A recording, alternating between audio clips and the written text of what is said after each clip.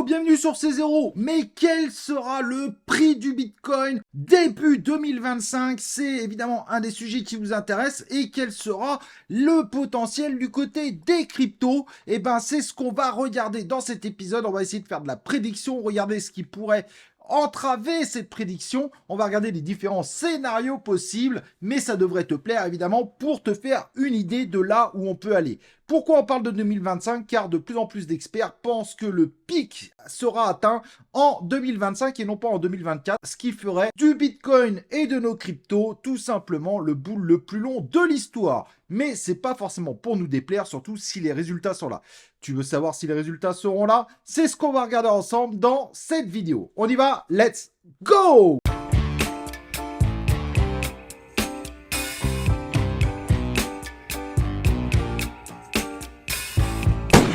Donc, comme je disais dans cet épisode, on va essayer de faire de la prédiction où pourrait aller le Bitcoin, au moins pour début 2025, et également nos crypto-monnaies, puisque on devrait bénéficier évidemment de cette hausse du Bitcoin si elle continue dans ce sens-là. Au passage, n'oublie pas évidemment de t'abonner sur C0, 100% crypto, 100% fun, 100% no bullshit, pas de lien d'affiliation, pas de projet qui paye cette vidéo, contrairement à 95% des chaînes YouTube dans la crypto-monnaie. Celle-là ne te vend rien, alors que la plupart des chaînes essayent continuellement de te vendre des produits. Tu es tout simplement leur gagne-pain, rien de plus. Et n'oublie pas d'activer les cloches de notification pour recevoir mes prochains lives et mes prochaines vidéos en notification. Et s'il te plaît, like cette vidéo dès maintenant pour soutenir la chaîne, c'est très important. Et n'hésite pas à laisser un commentaire. Ce sont des choses qui permettent à la chaîne de grandir si évidemment tu es pour ce type de chaîne 100% indépendante. Donc actuellement, au moment où je fais cette vidéo, le Bitcoin est repassé au-dessus des 70 et a l'intention d'aller taper son ATH, voire de le dépasser, même si ça va pas être si simple, mais il finira bien par le dépasser. Et on a différentes tendances qu'on avait dessinées ici, comme tu peux le voir, les tendances en bleu et notre fameux halving en rouge. Et les tendances, actuellement, on est plutôt sur cette tendance qui est très violente. La précédente ayant été cassée, ça arrive, des erreurs de parcours, ce qui serait pas forcément étonnant. Évidemment, si on suit cette tendance-là, ce qui serait évidemment une dinguerie internationale, eh ben, on aurait un Bitcoin qui irait à 174 000 $. Évidemment, ça va pas être si simple, il y aura sûrement des correctifs, mais en tout cas, c'est la tendance actuelle qui est complètement folle. Et on sait bien que en période de bull run, la tendance pourrait même être encore plus forte, comme on l'avait vu à un moment, mais celle-ci étant arrêtée. Si on redescend sur la tendance qui est un peu en dessous, ce qui peut arriver, on aurait malgré tout un Bitcoin en début 2025 qui atteint les 125 000 $. N'oublions pas que les ETF ont apporté une force incroyable à notre ami Bitcoin, mais c'est tout à fait envisageable. Si malheureusement on a un très gros correctif gigantesque et que finalement notre Bitcoin ralentissait, malgré tout on aurait un Bitcoin qui atteindrait les 79 000 $ début janvier, ce qui serait quand même très bien, mais décevant évidemment pour une partie d'entre vous, une partie des investisseurs en crypto-monnaie, puisque vous en attendez probablement beaucoup plus. Et si on suit la tendance qui date de 2022, on irait doucement vers du 42 000. Et ça, évidemment, vous voulez pas l'entendre, ce qui est assez logique, puisqu'on attend des gros multiplicateurs, mais ça serait la pire des tendances haussières, avec des très gros correctifs sur le coup, mais ça voudrait dire qu'on ait cassé trois tendances avant, trois tendances qu'on avait commencé à réaliser dans le passé. Cependant, on serait toujours en période haussière avec un Bitcoin en début 2025, avec un Bitcoin à 42, sachez qu'on serait toujours sur une période haussière. Ce qui veut dire tout simplement que pour repartir sur une période baissière et dangereuse, il faudrait qu'on descende en dessous de cette période. Donc ça laisse pas mal de marge finalement à notre Bitcoin. Évidemment, aller sur cette tendance-là, ça serait une tendance qui deviendrait très lente. Certains pensent qu'au bout d'un moment, les ETF amèneraient une tendance beaucoup plus lente. Mais en tout cas, tant qu'on est au-dessus de cette tendance, ça peut surprendre, mais on serait toujours sur une période haussière, évidemment en long terme. Pour casser cette tendance haussière long terme, il faudrait aller en dessous de cette courbe. Donc on a quand même pas mal de marge. Et évidemment, avant de redescendre là, ça serait de la folie pure. Mais sur les 3 autres tendances, évidemment, les résultats seraient bien plus intéressants puisque les 3 autres dépasseraient la TH actuelle. Et si on restait sur la période actuelle complètement folle, on monterait à 175 000 $, ce qui ferait évidemment plaisir à une partie de la communauté. Mais je trouve que c'est assez intéressant de voir que finalement la tendance haussière très long terme nous amènerait à 42 000 si on recorrigeait sérieusement, mais que finalement ça ne nous amènerait pas sur une période long terme baissière tant qu'on ne serait pas en dessous. Et ça, c'est super intéressant de voir que finalement, on est quand même très très bon globalement. Évidemment, ça fait des vagues, ça ne suit pas ces lignes parfaitement. La probabilité lancée par la plupart des acteurs dans l'univers de la crypto-monnaie, c'est évidemment qu'on soit sur les 2 périodes qui sont là et qui amèneraient plutôt à un Bitcoin aux alentours de 120 170 000 début 2025.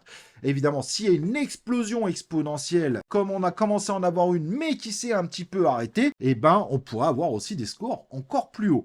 Bon, c'est complètement, évidemment, chartiste pour le moment, mais c'est intéressant de voir un petit peu ce qui peut se passer. Donc, en imaginant, on va prendre environ la moitié, donc un Bitcoin environ à 140 000, histoire de dire qu'on est au double d'aujourd'hui, ça voudrait dire tout simplement que notre total 2 pourrait, pour la même domination du Bitcoin, monter à 2000 et quelques. Alors évidemment, n'oublions pas qu'il y a une inflation qui est extrêmement forte du côté des crypto-monnaies et du côté des nouveaux projets qui arrivent à bien capitaliser. Mais depuis 2021, par exemple, on sait qu'on a créé plus 31% de market cap, mais cela a pris 3 ans. Donc on pourrait imaginer peut-être plus 10%, ce qui voudrait dire finalement qu'on irait aux 2000 et ça serait déjà très très bien pour à peu près la même domination. Mais ce qui veut dire qu'on perdrait peut-être 10% globalement sur le reste des crypto-monnaies.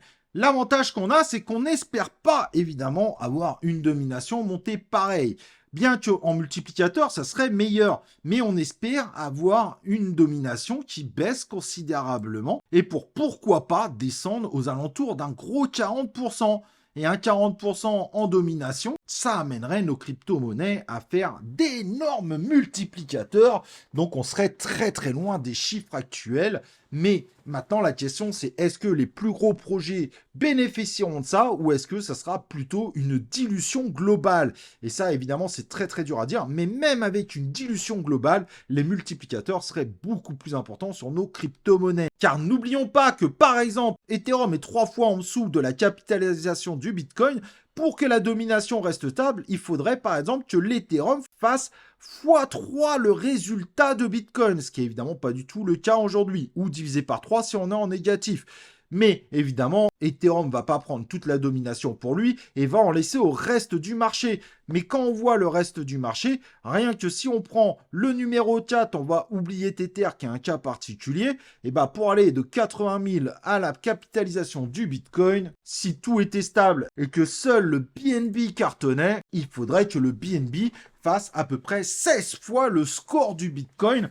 Et oui, tout ça est une question de market cap. Donc évidemment, ça se diluera globalement, probablement sur l'ensemble des crypto-monnaies, mais leurs multiplicateurs seront forcément beaucoup plus forts pour pouvoir faire face au Bitcoin. Et c'est ça qui risque d'être assez intéressant, c'est que certaines cryptos pourraient nous faire des chiffres complètement fous, avoir des cryptos dans le top 100 des crypto-monnaies, sachant que le token le plus bas au moment où je fais cette vidéo est le GT, donc le token de Get.io est à 1 milliard, voire monter ce type de token à 10 milliards, bien que je ne crois pas trop à ce type de token pour des hausses aussi fortes, mais ne l'amènerait pas à des market cap délirants, surtout en fin de bull run, sachant qu'on s'attend à des résultats meilleurs qu'en 2021. Mais par exemple, on pourrait prendre le Jasmy qu'on a ici 97e, le voir faire un x10, ce qui l'amènerait à rajouter 9 milliards, ça serait pas grand chose par rapport aux 1388 milliards du Bitcoin. Et du coup, de voir le Bitcoin qui va faire par exemple un x2 et ensuite se dire, du coup, Ethereum pourrait nous faire un x4, ce qui serait déjà pas mal, ça paraît pas du tout délirant d'avoir ce type de résultat, surtout qu'Ethereum a de plus en plus de soutien et des plus gros tels que BlackRock qui, clairement, même s'il y avait des soucis du côté d'Ethereum, ne lâcherait pas l'affaire pour essayer d'avoir Ethereum en tant que deuxième ETF de crypto pour intégrer l'univers de Wall Street. Et donc, les BNB, les Solana, les XRP qui pourraient bientôt pump grâce à la fin des procès, pourraient faire des scores complètement fous, puisqu'XRP à 33 milliards pourrait potentiellement nous faire un x4, x5. Certains l'annoncent justement en x5 et le voir revenir à 3 $, car ils imaginent une sorte de W, mais qui ne serait pas complètement illogique. Hop, hop. Et la bonne nouvelle dans tout ça, c'est que les investisseurs, et on ne parle pas des petits investisseurs, on ne parle pas du retail, on parle des gros, du lourd, des whales, des institutions financières, envisagent en fait de bien revenir dans la crypto-monnaie en 2024, alors qu'en fin d'année dernière, ils nous avaient dit qu'ils ne reviendraient pas. C'est l'IA, de toute façon, 95% de leur investissement partiront dans l'IA.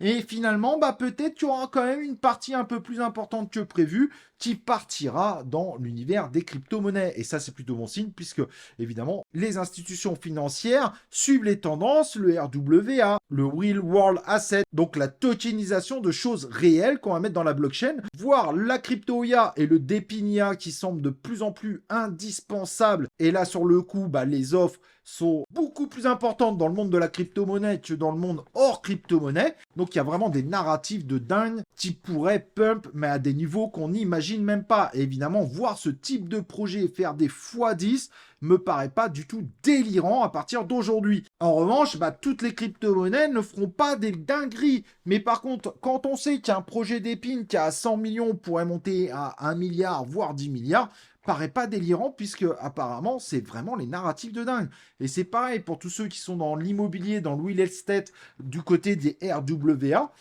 faites attention, puisque la tokenisation, de plus en plus d'acteurs veulent vraiment que ça intègre notre monde, le monde réel, et que ça sécurise indirectement, évidemment, nos investissements pour faire des indivisions beaucoup plus simples. Et tous les pays ne sont pas aussi complexes, évidemment, en termes d'indivision, de gestion d'indivision. Et ça, c'est plutôt bon signe. Donc, il y a vraiment des grosses possibilités. Et c'est vrai que pour le moment, les plus grosses narratives qui sont annoncées, ce sont le RWA, la crypto-IA et DePIN-IA, même peut-être plus le DePIN-IA finalement que le crypto-IA. Les mêmes coins, beaucoup pensent qu'il va y avoir encore une même coin de folie, mais ce qui est plutôt pas mal, puisque, comme le disent certains, c'est une sorte de cheval de Troie pour amener encore plus de monde dans l'univers de la crypto-monnaie, puis qui finiront par investir sur d'autres choses. Donc, c'est pas une si mauvaise nouvelle. Et pourquoi pas le gaming à partir de 2025, mais qui pourrait finalement plutôt ralentir et partir sur 2026, tout simplement parce que le plus gros jeu jamais réalisé dans l'univers du jeu vidéo ne sortira probablement pas en 2025, mais on parle plus de 2026, c'est le fameux GTA 6. Mais voilà, tout ça pour dire qu'un Bitcoin qui monte pour 2025 aux alentours d'un 125 000, voire 175 000 $ ne paraît pas délirant et complètement possible, tout simplement parce que l'ensemble des actualités d'ici 2025 sont très bonnes. On devrait avoir 3 baisses de taux aux États-Unis. C'est encore confirmé. Il faudra suivre l'inflation. Mais si l'inflation ne part pas en flèche et qu'elle reste relativement stable, il y a beaucoup de chances que ça arrive. Les seules erreurs de parcours qu'il faudra checker, puisqu'il y a une inquiétude là-dessus, c'est de regarder du coup le coût de l'essence, puisque certains ont peur qu'il remonte en flèche, et forcément le coût de l'essence aura un impact sur les marchés, puisque ça fera baisser les possibilités d'investissement, puisque l'énergie est très importante. Donc le Brent et les métaux aussi qui inquiètent un petit peu pourraient ralentir un petit peu et nous dire que finalement, sur la courbe, bien que le BTC est moins impacté là-dessus, mais il en sera impacté, peut-être continuera sur cette courbe ou descendra peut-être sur cette courbe pour repartir sur une courbe moins forte. Mais n'oublions pas évidemment que quand on part en bull run, l'idée c'est surtout d'avoir des courbes qui partent en exponentielle. Et donc c'est fort possible que si on parte là-dessus, on puisse même dépasser les 200 000 $. En tout cas, moi je trouve que ceux qui nous annoncent un Bitcoin à 200 000 $ me paraissent pas du tout à côté de la plaque par rapport à ce qu'on nous annonce. Évidemment, les risques qu'on a, c'est d'avoir une guerre, car tout le monde s'y prépare entre l'OTAN et la Russie. Ça serait par contre un mauvais parcours et ça pourrait peut-être aussi amener indirectement à une sorte de Bitcoin double top, tout simplement parce que au début, comme il suit les marchés, il cracherait, mais pourrait rapidement devenir une valeur refuge contrairement à un certain nombre de marchés et repartir à la hausse du fait de devenir valeur refuge aux yeux des gens. Et ça, c'est vrai que le Bitcoin a de plus en plus tendance à devenir valeur refuge. Mais là, sur le coup, ça serait pas bénéfique aux crypto-monnaies dans leur globalité qui, elles, subiraient probablement une baisse du marché et donc à une remontée à ce moment-là importante de la domination du Bitcoin en termes de market cap. Voilà, j'espère que cette vidéo t'aura plu, te donnera pas mal d'idées pour la suite. Mais si en effet tu te dis est-ce que je dois investir ou pas dans la crypto-monnaie, pour le moment, on reste évidemment sur une tendance très positive d'ici 2025, malgré quelques inquiétudes évidemment par rapport à une éventuelle guerre qui pourrait se déclencher. Mais au-delà de ça, a priori, il y a quand même plutôt des très bonnes nouvelles qui nous annoncent que l'année 2024 devrait être très bonne et qu'on pourrait vivre le bull run le plus long de l'histoire qu'on aura vécu. Voilà, j'espère évidemment que cette vidéo t'a plu. N'oublie pas de liker cette vidéo avant de partir et nous on se retrouve pour une prochaine vidéo de C0.